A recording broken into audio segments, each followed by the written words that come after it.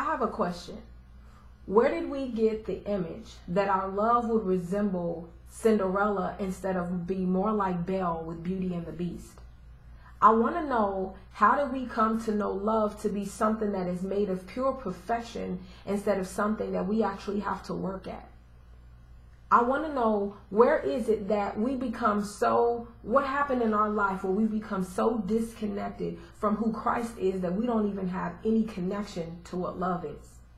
So I'm having this conversation with so many people around, why is it that my relationship consists of all these struggles? Why am I having to endure hurt and pain and suffering? And the reality is because it is to resemble Christ's love towards the church.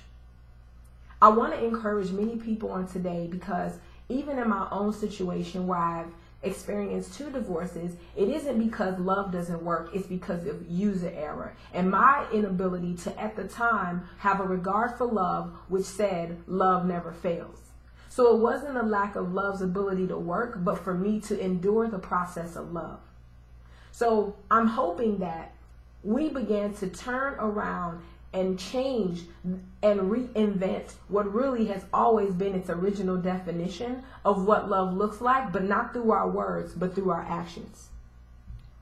Because see, in my revelation, I've come to know love to have to include suffering, because in the vow that says that love will exist for better or worse, in sickness and health, for rich or for poor, as long as we shall live, lets me know that when I started maybe on my best. I started in a more financially set position, and I started probably in my better days of health. So that means in order for me to really come to know that this love thing is real, it's going to have to be drugged through the worst, drugged through some poor, drugged through a financial struggle, as well as drugged through some health concerns. Because see, the reality is, the way that I've learned Christ lived on this earth through my scriptures, I come to know that he himself, being love, was drugged through all the same things. Because although he was in perfect health, he had to go and go through dealing with people with illnesses, rather they were sick, having an issue with blood, or rather the fact that they were even dead and on their deathbed. He was already rich and in his most best suited financial position, being that of a king, but he came down here to emanate and resemble a person who was poor, so that he can simply be eye level with all those he was called to serve.